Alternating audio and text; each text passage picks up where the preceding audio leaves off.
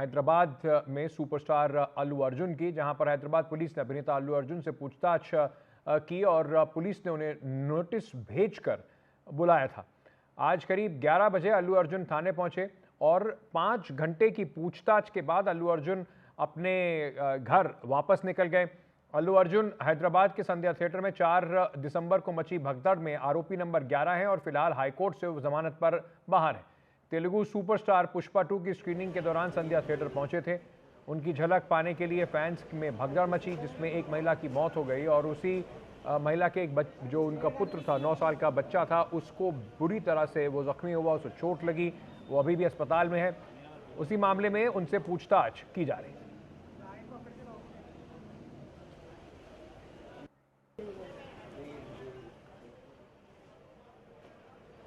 तो अल्लू अर्जुन को पुलिस ने 10 दिन में दोबारा समन किया और हैदराबाद पुलिस ने जो समन भेजा था उसमें उनसे पूछताछ की गई। हम हैदराबाद के चिकटपल्ली पुलिस स्टेशन के बाहर हैं और यहाँ पर लगभग 4 घंटे सवाल जवाब करने के बाद, पूछताछ करने के बाद अल्लू अर्जुन को अब घर वापस भिजवा दिया गया है।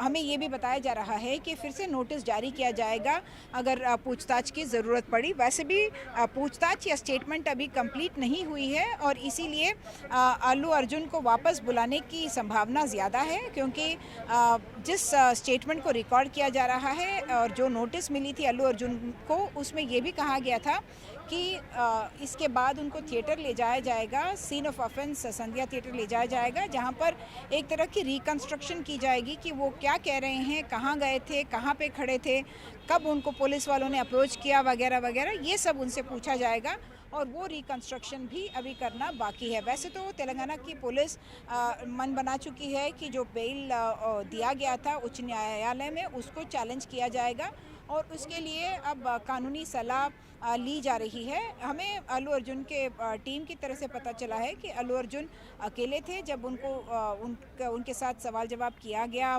पुलिस द्वारा, और उनके साथ सिर्फ उनके लॉयर अशोक रेड्डी थे, जो उनके आने के कुछ ही मिनट पहले यहाँ पे पुलिस स्टेशन पहुँचे। अल्लू अरविंद और बाकी उनके जो टीम के मेंबर्स हैं वो बाहर बैठे हुए थे जब पूछताछ की जा रही थी। और आज बताया जा रहा है, कुछ सूत्र कहते हैं कि अल्लू अर्जुन ने कहा कि उनको कुछ और एंगेजमेंट अब है और अगर हो सके तो दूसरे दिन वो वापस आएंगे। तो उसी को मद्देनज़र रखते हुए पुलिस का कहना है कि उन्होंने आज की पूछताछ ख़त्म की और फिर से उनको नोटिस शायद जारी किया जाएगा उनको बुलाने के लिए। वैसे तो अल्लू अर्जुन ने एक स्टेटमेंट्स पब्लिक डोमेन में दिए हैं कि उनको नहीं मालूम था कि पुलिस परमिशन नहीं है। उन्होंने ये भी कहा कि पुलिस वहाँ पे क्राउड को मैनेज कर रही थी और उनको हटा रही थी, तो उनको लगा कि पुलिस परमिशन है उनके साथ। और उन्होंने ये भी कहा कि जब बाहर भगदड़ मच गई थी तब कोई पुलिस अफसर उनके पास नहीं आया और उनको महिला की मौत के बारे में भी अगले दिन सुबह ही पता चला और पुलिस का वर्शन अलग है। तो जाहिर है कि ये सब सवाल पूछे गए थे अल्लू अर्जुन से कि क्या उन्हें वाकई ही नहीं मालूम था कि परमिशन नहीं थी उनके वहाँ थिएटर में प्रीमियर शो के लिए आने के लिए, क्या थिएटर के मैनेजमेंट वालों ने उनको नहीं बताया या उनके खुद के टीम ने ये डिसाइड किया कि परमिशन के बिना भी वो चले जाएंगे थिएटर में। क्या उन्होंने पुलिस को अप्रोच किया किसी अरेंजमेंट्स के लिए, क्या उनके टीम की तरफ से कोई अरेंजमेंट्स थी कि जब इतने सारे लोग आएंगे तो उसको मैनेज कैसे किया जाएगा। वैसे तो अल्लू अर्जुन कह चुके हैं कि मैं पिछले 20 साल में 30 बारी उस थिएटर में जा चुका हूँ, लेकिन जैसे सब जानते हैं पुष्पा फिल्म के बाद अल्लू अर्जुन की जो प्रोफाइल है, एक तरह की सी जो पॉपुलैरिटी है वो कई गुना बढ़ चुकी है और इसलिए शायद पहले वाला जो प्रोटोकॉल था वो अब लागू नहीं किया जा सकता, क्योंकि उनके साथ या उनके फिल्म पुष्पा 2 के साथ उतना ज़्यादा एक्सपेक्टेशंस और एक एक्साइटमेंट भी बहुत सारे लोगों में, उनके फैंस में है, जिनमें से एक थे श्री तेज, जिन्होंने अपने पापा को कहा था कि 1 महीने पहले से ही वो कह रहे थे अपने पापा से कि हमें ये फिल्म देखनी है। तो भास्कर जी ने हमें कल बताया था कि उन्होंने अपने दोस्तों के द्वारा टिकट्स की अरेंज की और उसके बाद अपने परिवार संग वो गए थे थिएटर में, लेकिन दुर्भाग्यवश उनकी पत्नी की वहाँ भगदड़ में मौत हो गई और उनका बेटा अभी भी जूझ रहा है अस्पताल के आईसीयू में।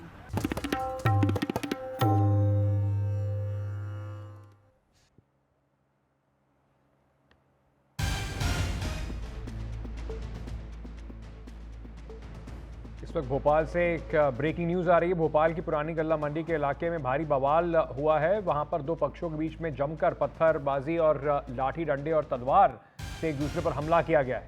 6 लोग इसमें घायल हुए हैं। एक दूसरे पर हमले का जो फुटेज है वो भी सामने आया है। सीसीटीवी जहांगीराबाद इलाके में मामले की गंभीरता को देखते हुए घटनास्थल को छावनी में तब्दील कर दिया गया है। वहां भारी पुलिस बल है। 2 युवकों के बीच रविवार को मारपीट हुई थी, जिसके बाद आज दोबारा विवाद शुरू हुआ।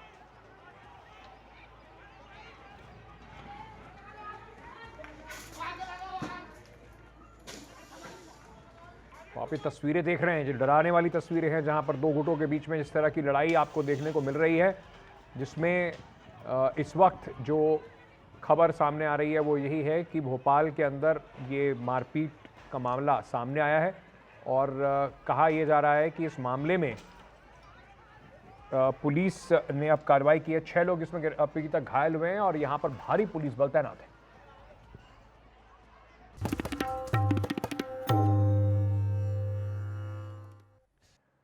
जम्मू कश्मीर में क्रिकेट के नए युग की शुरुआत होने वाली है। अडानी फाउंडेशन ने अनंतनाग के आमिर हुसैन लोन को इंडोर क्रिकेट एकेडमी बनाने के लिए 67,60,000 रुपए का योगदान दिया है।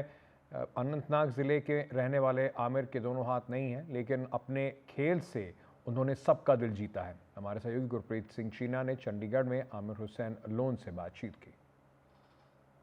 आपका बहुत बहुत स्वागत है एनडीटीवी में। हम देख रहे हैं कि अब आपका सपना पूरा होने वाला है, क्योंकि आप में जज्बा है। आपने वो कर दिखाया जो विदाउट आर्म्स आपने क्रिकेट खेली है और लगातार 2013 से खेल रहे हैं। तो कैसे देख रहे हैं, कैसे आपकी जर्नी रही?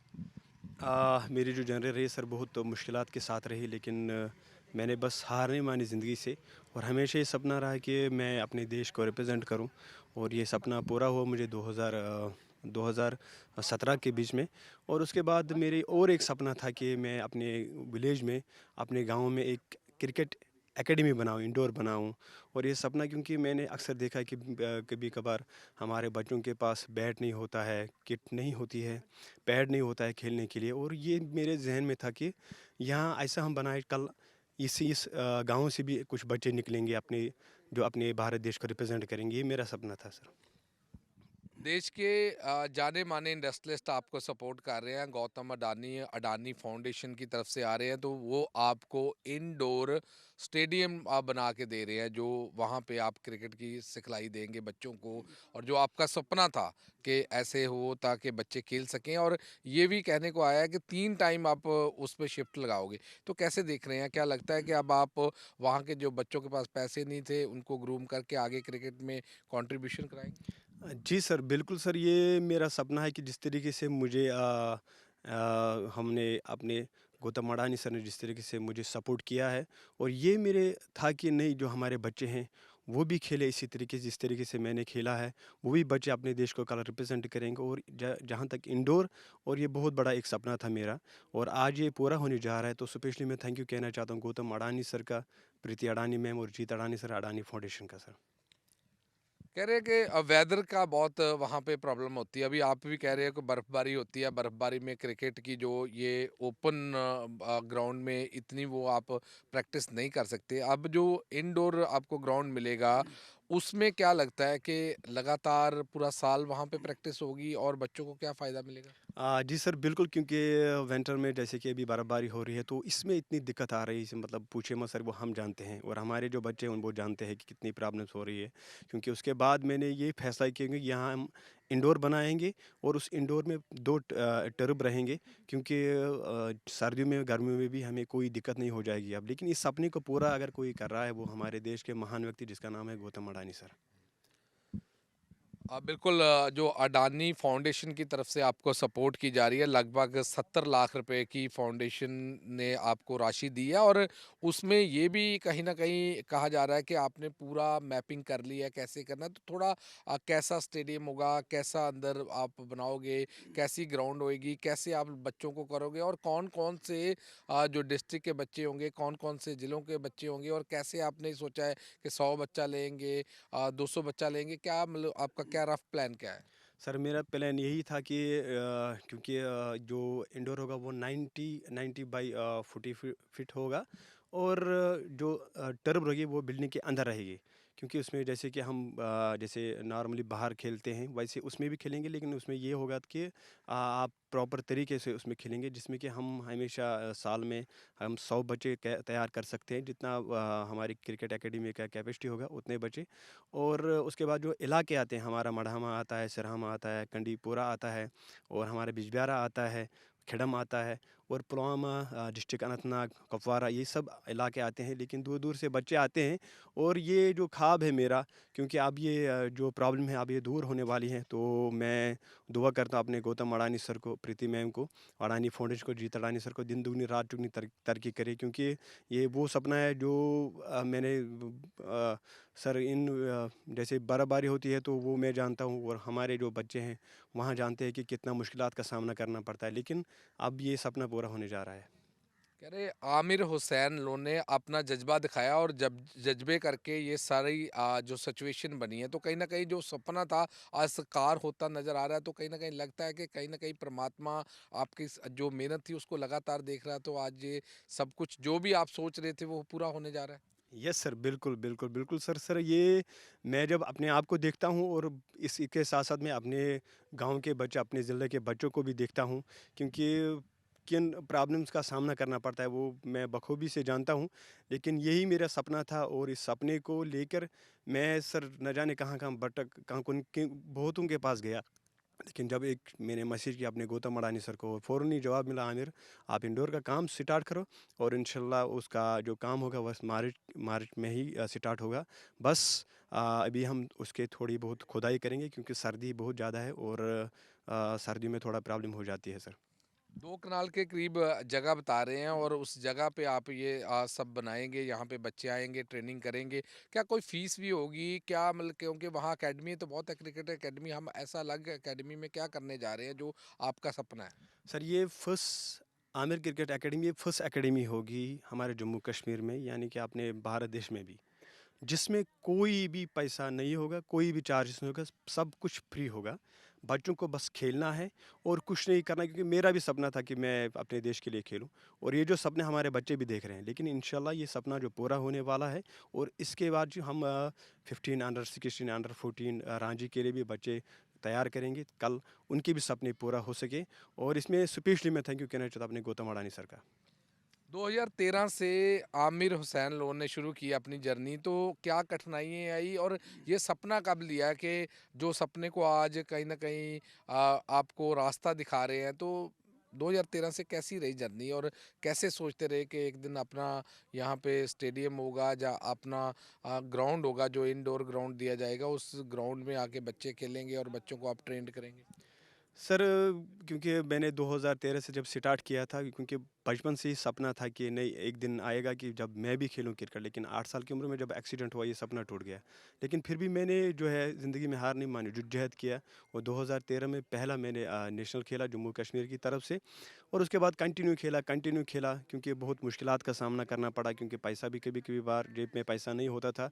लेकिन हद तक इतना भी सर मैंने अपने जो मेरी वाइफ है और उसका सोना भी मैंने बेच डाला, क्योंकि इतना वो मुझे शौक़ था कि ये मैं आगे बढ़ूं। लेकिन इस सपना जो था मेरा, जब हमारे देश के महान व्यक्ति गौतम अडानी सर को भी पता चला, क्योंकि जब उसके पास भी पता चला कि आमिर ऐसा प्लेयर है जिसके पास हाथ नहीं है, और फिर गौतम अडानी सर ने भी मुझे इससे पहले हेल्प की, लेकिन आज जब मुझे ज़रूरत पड़ी, और आज भी उन्होंने मुझे हेल्प की, और जितने भी तारीफ़ की जाए वो बहुत कम है।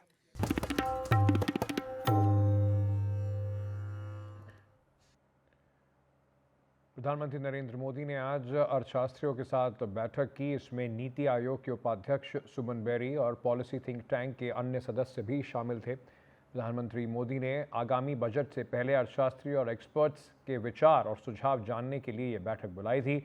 साथ ही अर्थव्यवस्था की दशा और दिशा पर लंबी चर्चा भी हुई। बता दें कि वित्त मंत्री निर्मला सीतारमण 1 फरवरी को लोकसभा में बजट पेश करने वाली हैं, और उसी के तहत इस बैठक को अहम तौर पर देखा जा रहा है।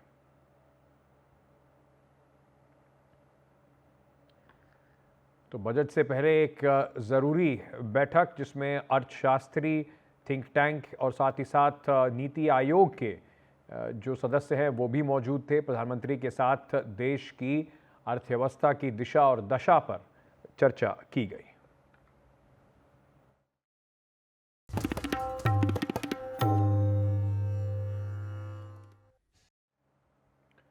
उत्तराखंड के उत्तरकाशी जिले में जमकर बर्फबारी हो रही है। गंगोत्री राष्ट्रीय राजमार्ग पर करीब 8 किलोमीटर तक बर्फ जमी हुई है, जिससे गाड़ियों की आवाजाही में काफ़ी परेशानियां आ रही हैं।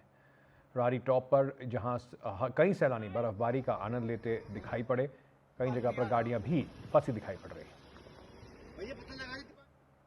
बारी हो रही है कि पूरा यहाँ पे गाड़ी स्केट हो रही है और यहाँ पर देख सकते हो सभी लोग जो हम इस गाड़ी के अंदर हैं सभी लोग धक्का मार रहे हैं। देख सकते हैं आप, देख लीजिए आप, पूरा देख सकते हो आप। और जोर से यहाँ पे धक्का हो रही है। हमें एक बार नहीं 4 बार यहाँ पर जो है हमें धक्का मारना पड़ रहा है। और ये आप लाइव देख सकते हो रारी टॉप से। देखिए आप किस प्रकार से 1 2 3 4 5 6 7 लोग हम इस गाड़ी में हैं। एंजॉय भी है क्योंकि अगर देखा जाए तो मौसम विभाग की हुई है सटीक भविष्यवाणी और पहली बर्फबारी हो रही है उत्तराखंड के उत्तरकाशी ज़िले के हाई एल्टीट्यूड में। और फिर देखो यहाँ पे गाड़ी किस प्रकार से स्केच हो रही है। टायर पूरे जो वहाँ पे एक ही जगह पे घूम रहे हैं। काफ़ी रिस्की जोन लग रहा है ये। देख सकते हो आप चारों तरफ यहाँ पे बर्फबारी है पूरी तरह से। देख सकते हो आप, ये देखिए आप लाइव पूरा। और यहाँ पे 2-3 लोग यहाँ पे फिसल चुके हैं।